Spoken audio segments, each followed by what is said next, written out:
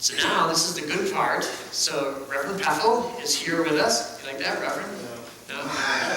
Good try. He is the Director of Pastoral Services and Church Development for our General Conference. And it's great to have him with us today, and he's going to be sharing with us from Nehemiah. So it is a pleasure to be here, and to see all of you. So if you got a Bible with you, or you got a pew Bible in front of you, I think it's page 345, or you can turn to Nehemiah chapter 4, verses 15 through 23. That's the passage we're going to talk about today a little bit. I'll give you some background leading into it. So Nehemiah is one of my favorite books in the Bible. So as a type A personality, someone who loves order and administration of things, Nehemiah is a great biblical example for how to get something done. And so we're going to see some of the ways in which he sets up to get some things done in our passage today. But to give you some background leading up to this, how the book of Nehemiah starts is that there is a report. Nehemiah and Israel are in exile. And there is a report that comes back to Nehemiah, who's serving Cyrus, the king of Persia at the time. And it comes back to Nehemiah about the state of the city of Jerusalem. And so he hears this report that Jerusalem is in ruins, that there's stuff growing up all around it, that there is nobody that's living there. And as a matter of fact, the enemies of Israel are the ones who are occupying the land that's around Jerusalem. And think about it this way. Think about if you were far away from here when winter struck here this year. And let's say that you heard a report about Potter County, that winter was never going to leave Potter County, that it was going to be here for quite a while, and that it was, as a matter of fact, going to destroy the livelihood of tons of people because you're not going to be able to plant, that the weather was going to destroy the infrastructure because the roads are going to crack it's going to knock out the electricity. What little internet is here, you're not going to be able to access, that you are not going to be able to get back in touch with the people that you love in this land. You're never going to be able to come home. Or if you do, it's not going to be the same as when you left it. Would that hurt your heart a little? It would, wouldn't it? So think about Nehemiah and this. The place that he loves, the city of God, is in destruction and ruins. And he hears about this report. And what it says at the beginning of Nehemiah is that he weeps. He cries so hard for this condition. And he tries to decide, what am I going to do about this news? I've heard this news, now what am I going to do about it? The city of Jerusalem needs to be rebuilt. We need to go back into our land. How are we going to make this happen? Well, it turns out that Nehemiah is able to find favor with Cyrus. And so Cyrus allows Nehemiah to lead a group of people back to Jerusalem to rebuild the city. And not only does he allow them to go do it, Cyrus even funds that work to make it happen. But that doesn't solve all of the problems. Because where we get to Nehemiah and they're there to rebuild the wall, which, by the way, they rebuild the wall in the city of Jerusalem in 54 days. That's amazing. They didn't have cranes and all sorts of modern construction equipment. And they rebuilt the walls of Jerusalem in 54 days. But they had to have a plan to do it. Because when they went back into the land, who did I say was there? The enemies of Israel are there. And so there are 4 different enemies attacking the city and the work that Nehemiah is trying to do on all 4 sides. And he has to figure a way to not only rebuild the walls, but to do it in the midst of opposition to his rebuilding the walls. That's where we find him in our passage today. So I'm going to read Nehemiah chapter 4, verses 15 through 23. And I want you to listen a little bit, thinking about that background. This is some of Nehemiah's solution as to how they're going to rebuild the walls of Jerusalem, but also defend the work that they're doing. So Nehemiah chapter 4, verses 15 through 23. It says, "When our enemies heard that it was known to us, and that God had frustrated their plan, we all returned to the wall, each to his work. From that day on, half of my servants worked on construction, and half held the spears, shields, bows, and coats of mail. And the leaders stood behind the whole house of Judah, who were building on the wall. Those who carried burdens were loaded in such a way that each labored on the work with one hand, and held his weapon with the other. And each of the builders had a sword strapped at his side while he built.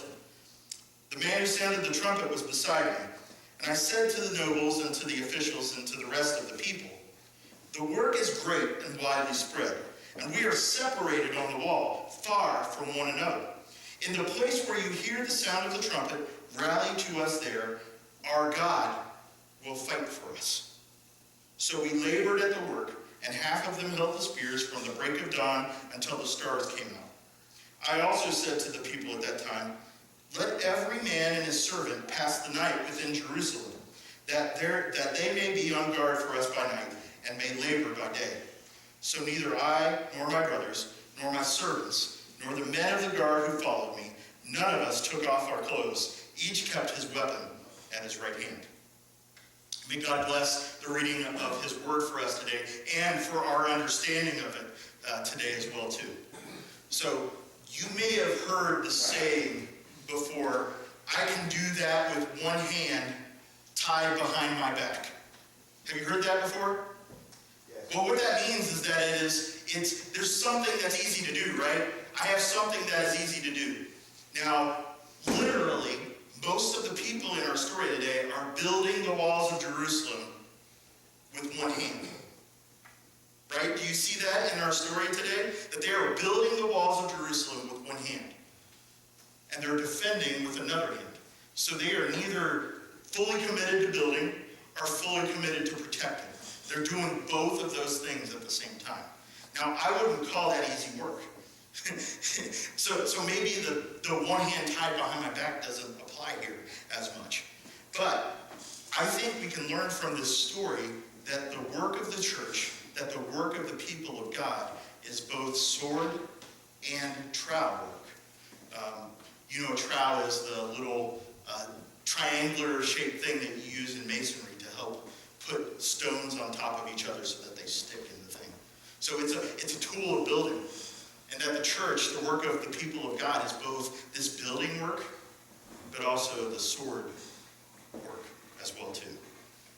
So if I were to say the overall theme of the book of Nehemiah, one of the major themes, and certainly the theme of our passage today, and if I wanted you to remember one thing today, here's what it is. That which is worth building is worth defending.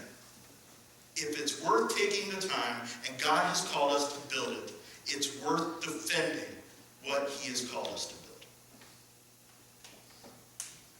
So the opposition here, they have 4 different enemies on all different sides of their camp. They wouldn't have attacked full on because Nehemiah had the backing of Cyrus, the king of Persia, the guy who kind of controlled the whole area, and you don't want to make him angry. But Nehemiah knew that they weren't going to stop being harassing of them, stop the nagging and the picking on them. It was going to be more of a guerrilla type warfare. They didn't know when the attack was going to come or when they might try to stop the building of the wall. So after fighting back, as we find them in our passage today, and being prepared for the attacks, Nehemiah decided that he has to continue rebuilding the walls too. Because if he doesn't build the walls, the attacks are going to keep on coming because they have places to get through into the city to bother the people. So in Ezra, there was a similar kind of threat that had happened 12 years prior to when Nehemiah had come back. And the king who had funded that project called it to a halt because of all the problems that they were experiencing in rebuilding the wall. So in response to the opposition, what Nehemiah did was he divided the workers into 2 groups. He divided those into the builders that had the trowels and would do the work of building and who had the swords by their sides. And he would divide the other group into the people who had the swords, the fighters. And he had a plan for meeting an attack. He sped up the pace of the building. So when were they working? All day, all They were working in different parts of the building. Do you see that in the story where he was calling them on the trumpet to rally around to one space? Because they were far from each other. They were building on all fronts of the wall to make sure it got built, and so that they could be protected from all their enemies. He kept the people inside of the city the best protected that he can when he was able to do that. And so they experienced kind of a lull in the opposition at this point in time. So they had successfully fought off their attackers, and here they were experiencing some peace, if you will. So the problem is that in peacetime, we become tempted to kind of not be on guard, right? If we're not expecting attack, or if we think that we won the battle, we kind of put our guards down. We're not as on the defensive. You know, we might have to run to go get our swords instead of have them at the ready for us. But Nehemiah instructed them to do both, continue building and to have the swords. So in Nehemiah's God-inspired plan to rebuild Jerusalem, I see three types of one-handed work that we experience here and that we're going to talk about for a second. One would be the one-armed work of the trowel, the building of the people of God. One would be the one-armed work of the sword, the defending of the people of God and the truth of God. And then I think we're going to experience, as Nehemiah reminds us, the one-armed work of God in the life of the people of God. So first, the one-armed work of the trowel. The workers were giving their whole heart to the effort of rebuilding, and the wall was only half finished, and they were receiving this opposition and discouragement. So my question to kind of put you in their place is, have you ever felt discouragement? Have you ever worked really hard for something and then felt like all you experienced was opposition to it? The answer to that is yes, right? I mean, we have all experienced that at some point in time, where we have put our efforts into something and then experienced opposition to it. Maybe even to the point to where we wanted to give up. This is the place where they are at. This is where Nehemiah finds the state of the people of Israel. They were constantly being distracted by opposition from without, by discouragement from within, and by depression in between their ears. We all experience that kind of life from time to time, where we experience the opposition to what God is calling us to do from outside. We are experiencing the discouragement from that opposition from within ourselves. And then we start to think differently between our ears because of both of those things. This is where they are. They're pressed on every side, but Nehemiah believes that this is God's plan to rebuild these walls, and that it was a God-sized task, and that God would help them accomplish it. Do you see? Nehemiah didn't think that this was something that they were going to be able to do in their own power. Not in any way, shape, or form. He knew that the work of the people of God was a work of God himself. But yet they still had to be responsible in participating in this work. This is the Christian life lived out for us. That God does his work in us and on us and through us. But we are participants in that work. One of the things that they had going for them in their one-armed building work, trowel work, was that everyone was working towards the same goal, and they weren't building many different things, but they were building the same thing. So notice that Nehemiah didn't have some people building houses on the inside and some people building the wall on the outside. He had everybody building the wall, because that was the priority for the people of God at that time. That was the priority to get them the protection that they needed to keep on moving forward. There was some strategy behind it, and some calling and some purpose to what they were doing. And that it was not one man's responsibility to build the whole thing, just that it started with one man. So I don't know about you, but I hope you never have to live near one, but we live near an IKEA at my house. Do you know what IKEA is? It is a furniture store. I think it's Swedish, and everything in that store has to be assembled. So like, you can't go to the store and just buy something already made. It's in a package ready for you to put together, right? So we live near an IKEA, and my wife loves IKEA. And so what she does is she buys things from IKEA and she brings them home. And it's not my wife's job to put them together. It's my job to put it together, right? And the The instructions are not in English. They are pictures. It's just pictures. If there are words on them, the words are actually in Swedish. And so you got a picture of how to put something together. And there is nothing more frustrating to me than trying to put something together from IKEA based upon the pictures. Because I don't know exactly how it's going to work. And, by the way, I'm a guy. So do I even look at the instructions? Probably not. I try to figure it out myself anyway. Right? I know better than those instructions do. And so I'm putting it together, and it's frustrating. And I get frustrated and discouraged, and in the middle of building this, I want to throw it out the window. I want to break it in half and say, oh, baby, I'm sorry. It's missing pieces. I want to throw them in the trash, right?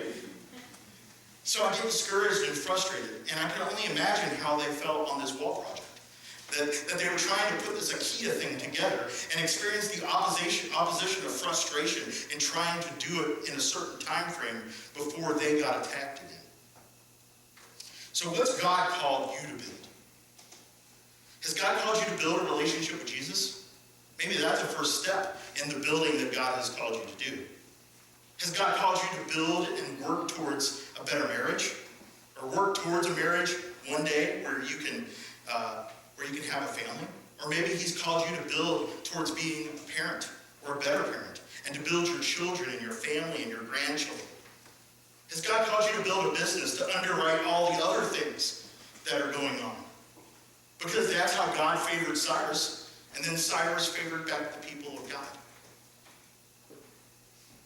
Has God called you to build a ministry or an aspect of ministry for this church? Maybe children's ministry or community group or to be a greeter.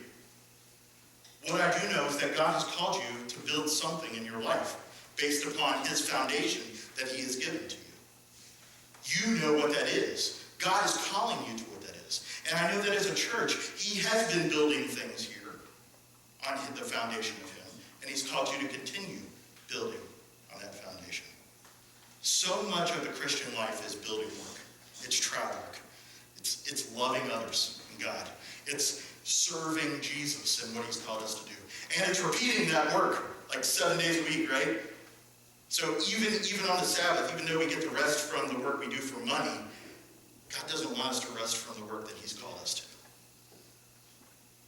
That's the problem is that once something that is worthwhile for the kingdom is built, whether it's your marriage or your children or ministry, there comes opposition to that, doesn't there? Think about the opposition in the world to your life, to the Christian life. Think about the opposition in the world to your marriage. Think about the opposition in the world to the ministry of the church. The fact is that if it's built for the kingdom, there is an opposition to it. That's why the work of the church can't just be building work. It can't just be trial work. Because once again, that which is worth building is worth defending. So we have the one-armed work of the sword as well too. Every minute in the building project became precious because they couldn't allow the undoing of the previous accomplishments. Because here's what happens if you just do building work. If I just build and stack and stack and stack things, and I don't do anything to defend it, when the opposition comes, what are they going to do? They're going to knock it over. And if I just continue the work of building, my work is going to be in vain. I'm going to continue building and not have any results from the building I'm doing. It's going to be like I'm doing nothing. I'm working for no reason whatsoever. So I have experience in that. So I used to work retail for tons of years. And in my experience in retail, what they would do is they would give me this plan. So I would set up an aisle a certain way, right? It's called a planogram. Neat name, huh? So you put out this aisle with all the products the way that they tell you to do it. And so you get it all set up and you take a little picture of it and you send it into the corporate office and you've worked like 25 hours, 30 hours in that week on doing it. And what they do is they send it back and say, we've decided to change and you're going to set it up again. Right? You do work and all you're doing is constantly being busy with work. You never get the results of what you are working for. That's what happens if you don't have the work of the sword. And so Nehemiah's faith was foremost in the circumstance. It was the driving force behind the building. And he boosted the morale of the people by letting them know that they were doing God's work, but not just that. He let them know that he was going to defend the work that they were doing. What's it like when somebody backs you up and says, the things that you're doing are great, and I'm going to support them, and make sure that nobody tears it apart? There's something encouraging about that, to know that you are working for a purpose and that God has something behind it. So once again, it wasn't one man's responsibility to defend everything, though it all started with one man. The work of the sword isn't just the physical defending either, but it's also spiritual defense. So I'm old school enough to know that they used to call the Bible the sword of the Spirit, sword of God. You would have a sword drill and you would hold up your Bible, right? So, but it is true. The sword of the Scripture, praying on it, meditating on it, knowing it, being able to contend for the truth and literally pull out the sword of the Spirit from its scabbard, to be able to say, in your scenarios where you experience opposition, you can say, this is a lie. This is not true about me. God says something different than what you are saying about me and the work that I'm doing. There's power in that, to be able to defend what God has called you to do and to be able to defend yourself. Our foundation is built on the cornerstone of Christ and in his completed works. And it's defended continually through the living Word of God and through our identity in Christ. And we don't have to believe lies, or we don't have to suffer accusations, and we don't need to live under condemnation from the opposition, because instead we have Christ. We don't have to rely upon the approval of others. We don't have to rely upon their support, because we have God to help us. And it's not just enough to become a Christian. You must actually defend and contend for anything good for his kingdom that's been built. This church is an outpost of the gospel kingdom, and it's breaching into the darkness of the world. So my question is, if you're building something here, but you're not defending it, are you losing ground? Is the work of this church losing ground in the community because it's not being defended? Are you defending it at all? Because once again, that which is worth building is worth defending.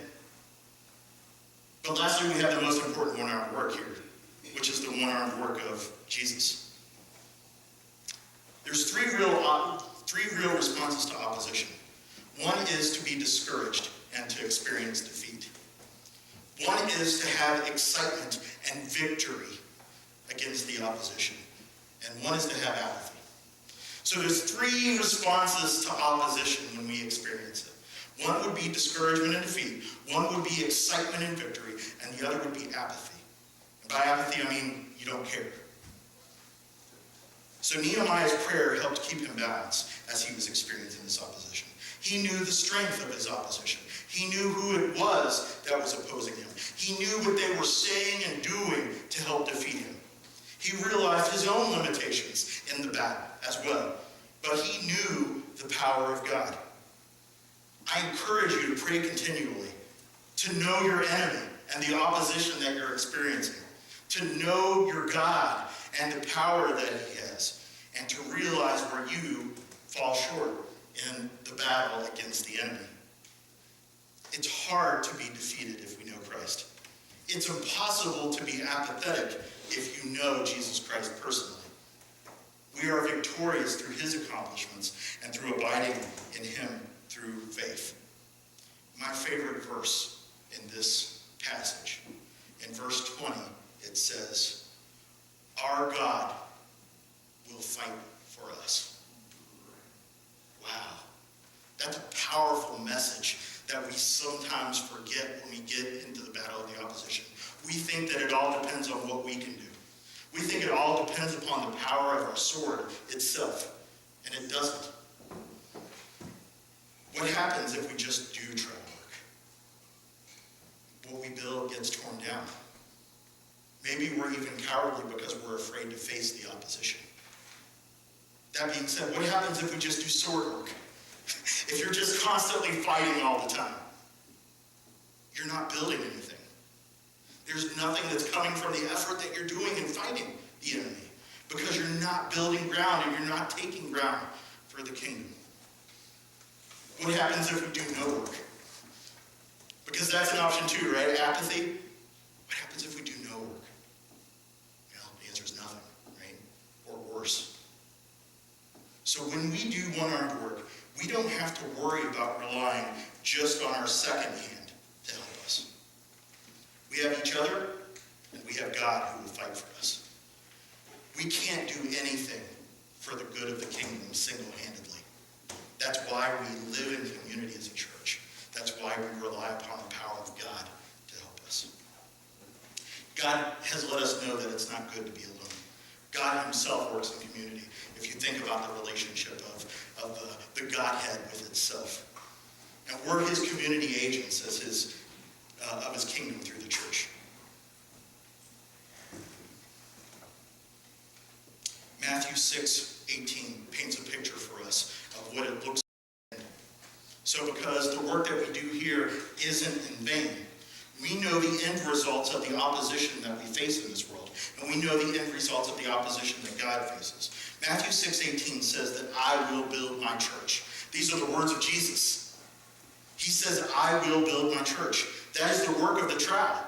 That's the work of building. And right after it, he says, and the gates of hell will not prevail against it.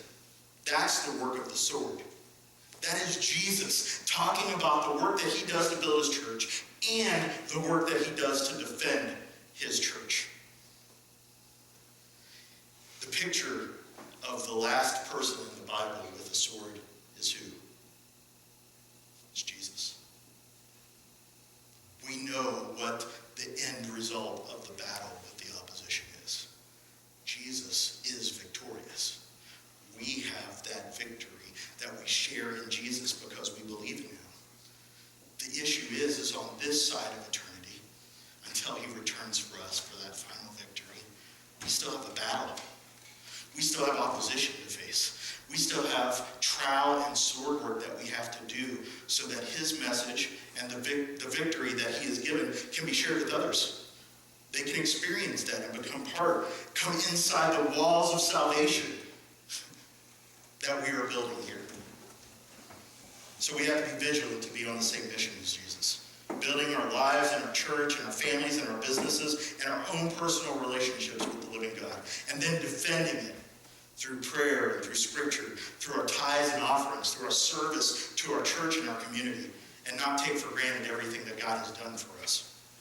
He dealt with the real threat, not an imagined one, and he turned a construction project into a combat zone. That's what Nehemiah did. He took a construction project and he made it a combat zone for the good of the people. And we have real threats too. We must not only build to defend, because that which is worth building is worth defending. Our rebuilding is a collective effort. We must work towards rebuilding the same thing, and it's not the work of one man to do the building. So if one of the guys working on the wall in Jerusalem got sick and couldn't show up, do you think that they stopped working for the day? No, they picked up the slack and they kept on going. And they kept up the work of building and the work of defending. So, if you don't have Jesus today, if you don't know him at all, you can't build up anything that's part of the Christian life. You can't build up your marriage as a Christian if you don't have Christ. You can't build up your business if you don't have Christ. And you can't build up your own personal life or the church if you don't have Christ. So if you don't have him, you also can't defend anything because you don't know the truth. You don't have the truth to be able to defend. In Jesus, the kingdom's already been built. The victory has already been won over the enemy, and we can share in the same. We can work with him to build ourselves, to build our families, to build our church, to build our community, and we can defend them all too. Because that which is worth building is worth defending. Let me pray. Jesus, we want to thank you for the one-handed work that you did for our salvation. You are amazing, Lord. And so we think about the fact that we experience opposition in life, discouragement, depression, and Lord, we are amazed at the fact that we know the victory at hand. But Lord, it's so tough to live in that victory on this side of eternity because we experience our own opposition in life. Lord, I pray that you would help us to be reminded of the victory that we have in you, that we would be reminded that we are called to both build and defend our marriages, our children, our church, our businesses, and Lord, our community. Because, Lord, we hear your message that that which is worth building is worth defending. Thank you, Jesus, for what you have done for us. Help us to rest, learn, and live in the work that you have finished. Amen.